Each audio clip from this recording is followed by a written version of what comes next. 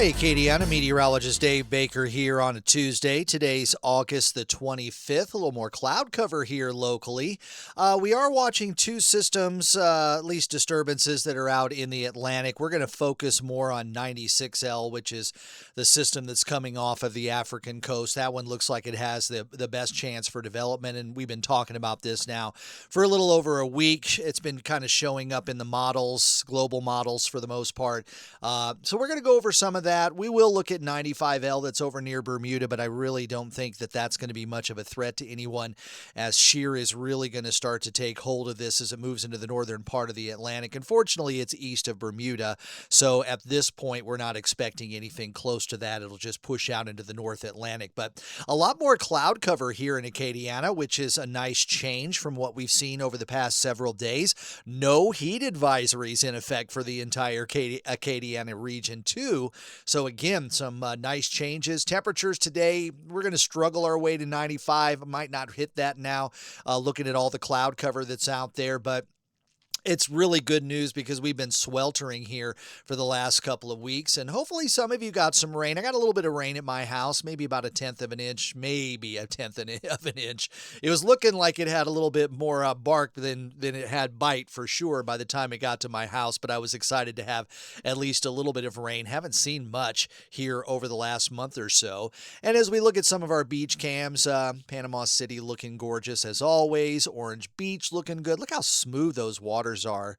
Okay, I got to look over the traffic. Yeah, the traffic is moving there for a second. I was looking at the water and like, okay, maybe that's a still photo, but I can see the cars moving on the road there. And then as we look toward Dauphin Island, everything looks pretty smooth as you're looking southward there. And then over toward Cocodrie, we got a handful of clouds that are starting to sprout up here with the daytime heating. And the same goes over to the west, over toward Galveston. Now, we are expecting some pop-up showers, some thunderstorms here and there.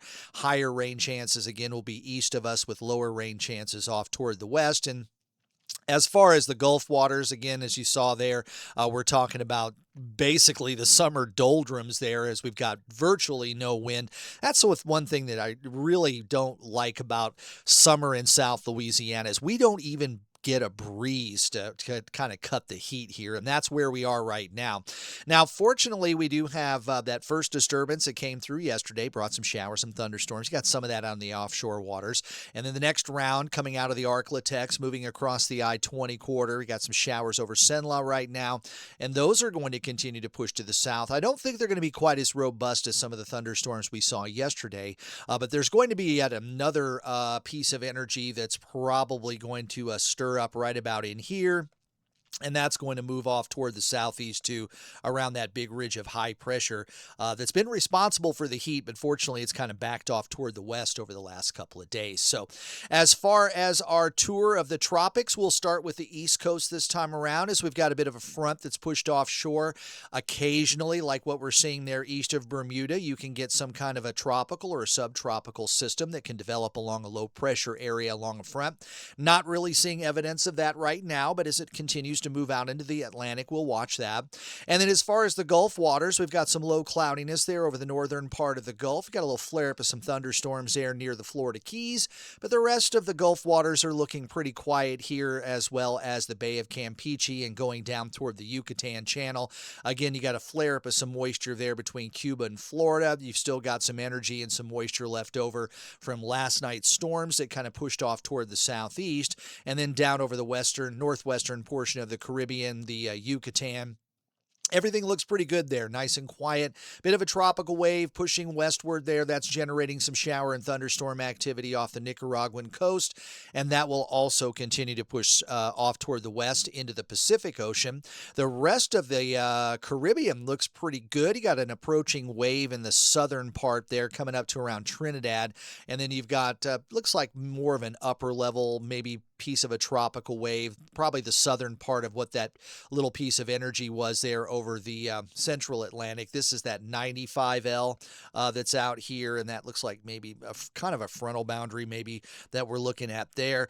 Tropical wave, that's the one that's over by Trinidad, and then you've got this vigorous tropical wave with an associated low pressure area now, and that is 96L. That's the one we're going to focus a little bit more on today because it looks like it has the better chance for development out of the two. But the 95L that's there northeast of Bermuda still has a medium chance. It might have a chance here in the next 24 hours, but I think after that the upper level westerlies are going to tear it apart. And we won't have to worry about 95L at all. But 96L, still kind of following along with the global tropics hazard outlook, where we talk in the last couple of weeks. We'd have some action between the Cape Verde Islands and the Caribbean Islands, and we will get an update on this particular graphic later today, and I'll have it for you tomorrow on Let's Talk Tropics. So first, let's just get into 96L. Again, it's so far out there. So let's just pretend that this was a developing system and it eventually ended up here on the northern Gulf Coast. You're talking about 10 to 12 days before it's going to get here. That's how long it takes for a lot of these tropical systems to move across.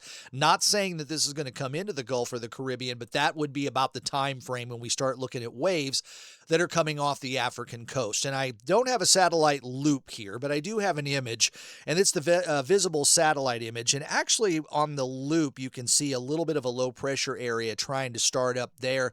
Cape Verde Islands here. Of course, this is the African continent here, and the open waters of the Atlantic Ocean off toward the west. And the intensity of this does show that this should become a named storm. Now, if 95L grabs the Dolly name first, this would be, I think Edward would be the next name on the list.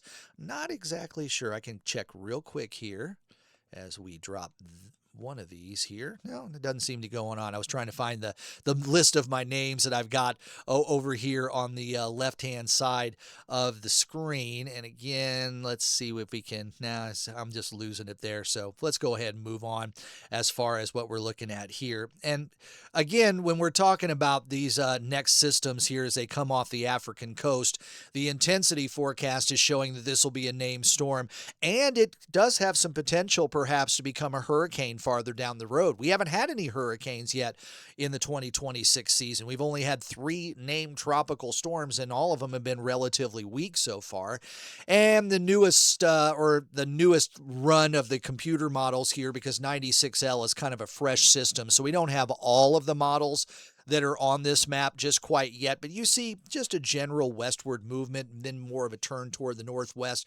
There's still a decent ridge of high pressure that's over the central and eastern part of the Atlantic, which likely it would just kind of go around that, but there may also be a few troughs coming off the east coast of the U.S. that would help it make that turn. So right now, all indications that the Caribbean as well as the Gulf at this time don't look to be affected by any tropical weather, not just 95 and 96L, but really a lot of what we're seeing in the models here over the next several days. So we'll go into the models here first, and I'm going to start with the Euro, and this is the newest one that came down at 6Z, which is, what is that, 1 o'clock in the morning? So it's not the newest run, but it's not the oldest run either. But the thing is with the Euro model is every other run only goes out to 144 hours. So I can take that far out, and then what we do is we grab the 0Z, which is the model previously, and then we can see beyond 144, take that out to 240, which gets us out to 10 days. So what we're looking at here is this morning's run. And there's your little bit of low pressure.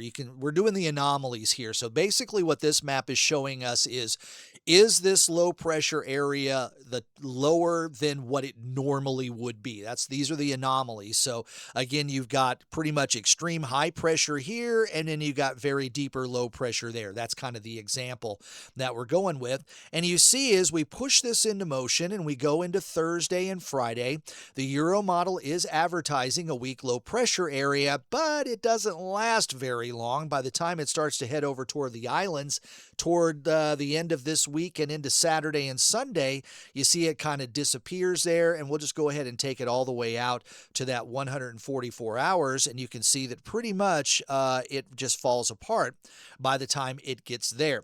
But let's go ahead and grab the model previous. real quick here, and then we can look farther out. So again, the model previous for the same time period is still Xing out anything that would be heading over toward the Caribbean islands.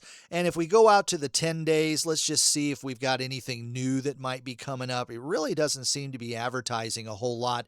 Big ridge of high pressure stays over the Atlantic Ocean all the way through 10 days. So we're all the way out to September the 4th here, and you can see that the Euro doesn't produce anything else really coming off the African coast except for maybe a very, very weak low pressure area near the Cape Verde Islands in about 10 days. So that doesn't really show me that there's going to be anything threatening either the Atlantic or even the western part of the Atlantic. So that's great news there. Let's go ahead and grab the GFS. This is the 6Z, so this is again the newest model. 12Z is probably just starting to process right now, but it won't be finished for a while. But the good thing about the GFS global model is it goes out, well beyond 10 days. It goes out 14 days.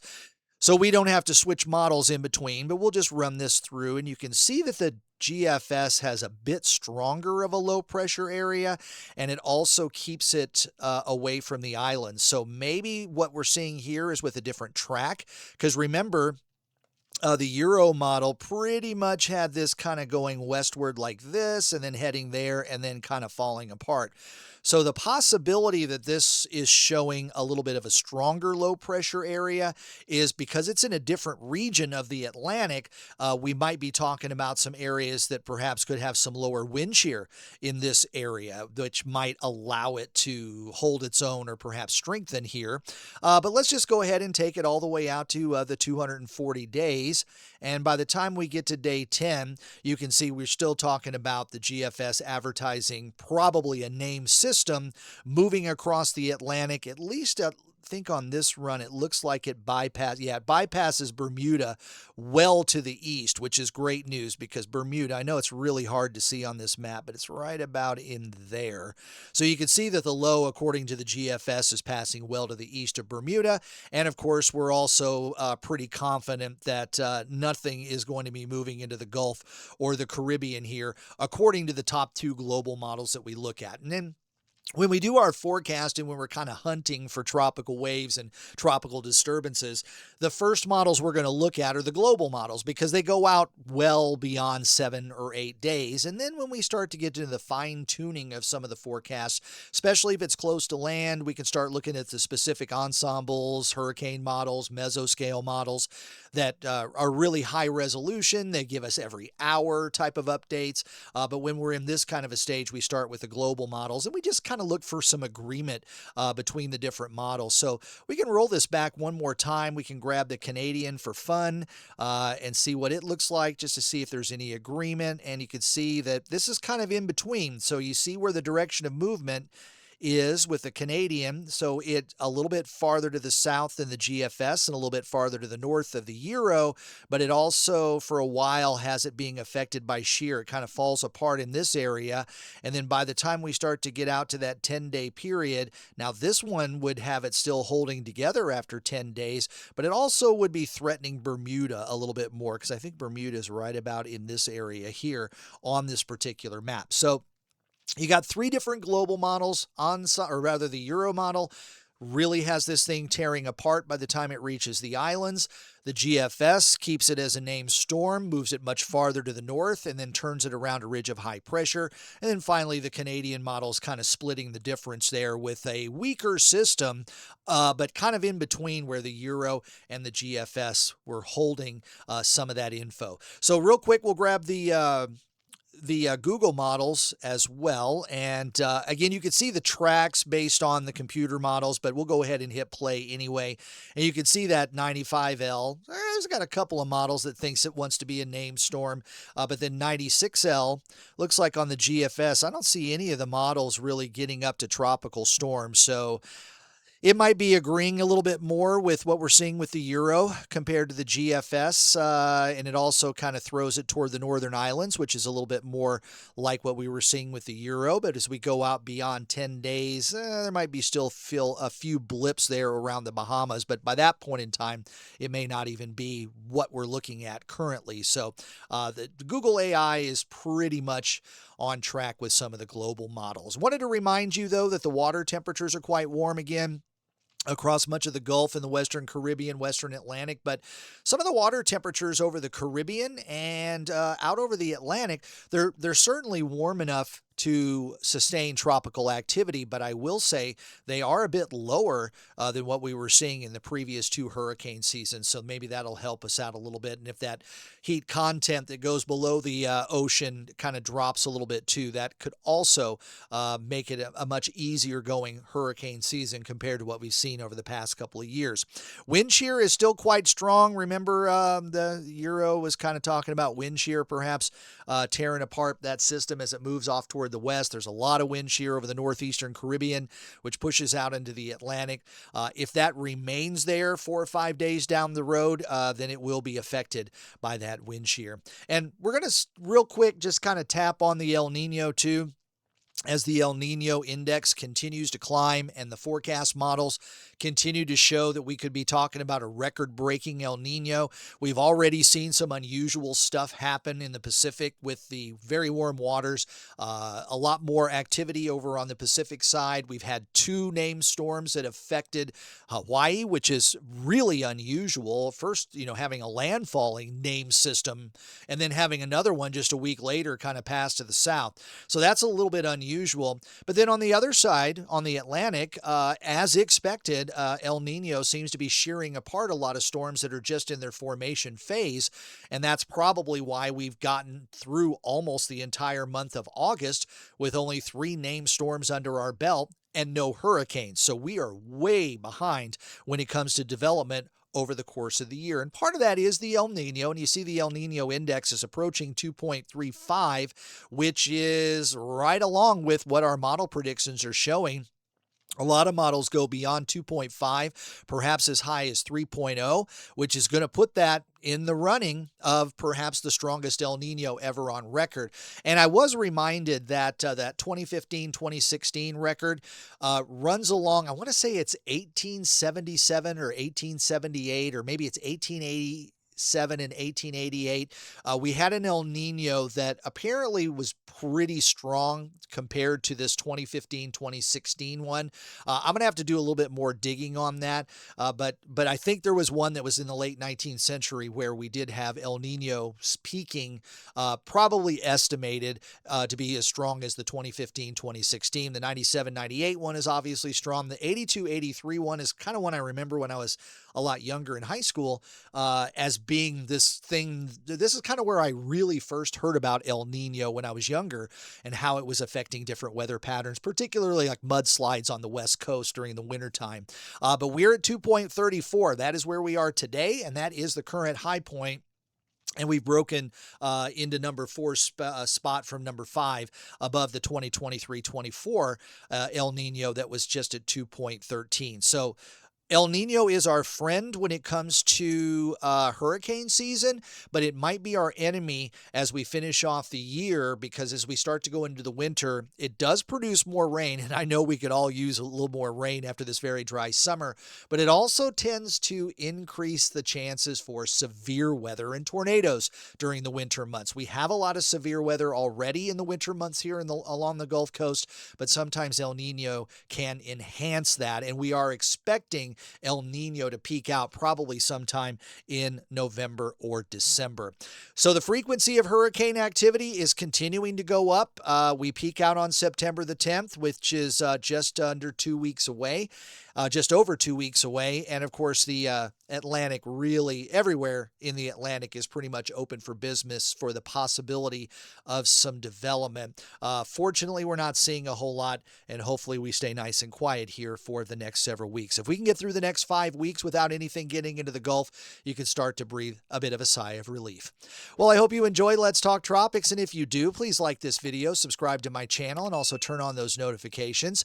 And don't forget, you can catch my forecast on TV again at WBRZ Channel 2. I'll be there on Friday for Tune In, which starts at 5 a.m. I got a link below. If you don't catch Channel 2 on TV, you can watch our live stream. And of course, thanks to everyone following my social media pages on Facebook and X, and all of my subscribers on Acadiana Weather Today right here on YouTube.